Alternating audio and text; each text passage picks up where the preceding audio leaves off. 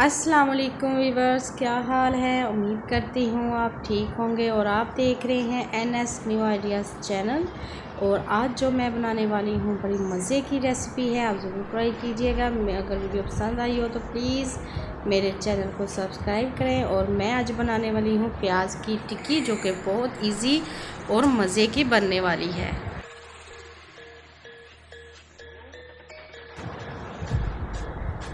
हाँ जी, 4 से 5 अदद बड़े साइज़ के मैंने प्याज लिए थे, जिनको मैंने बारीक काट लिया था।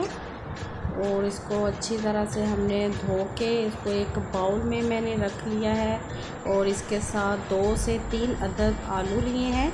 इनको मैंने बॉईल नहीं किया, इनको मैंने कद्दूकश किया है।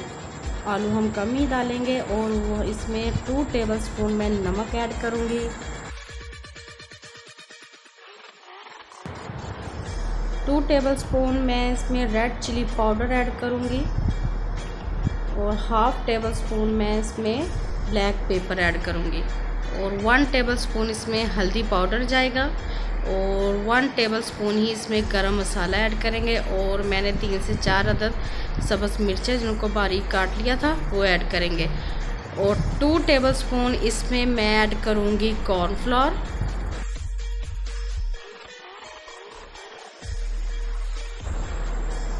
1 कप के करीब बेसन ऐड करेंगे। और 2 से 3 चम्मच जो है हम इसमें ऑयल ऐड करेंगे। अगर हम पकौड़े बनाते हैं या टिक्कियाँ बनाते हैं इसमें ऑयल ही ऐड करेंगे। बड़े खस्ता बनते हैं, इसमें पकौड़े बनाए या टिक्कियाँ तो बड़ी खस्ता बनती हैं।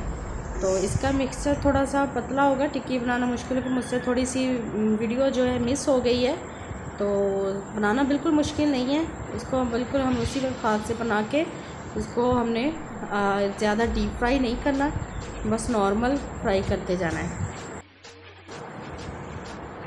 फर्स्ट में हम हाई फ्लेम रखेंगे। और जब हम इसको टिक्कियों को फ्राई करने के लिए डाल देंगे तो उसके बाद हमने फ्लेम को लो कर देना है।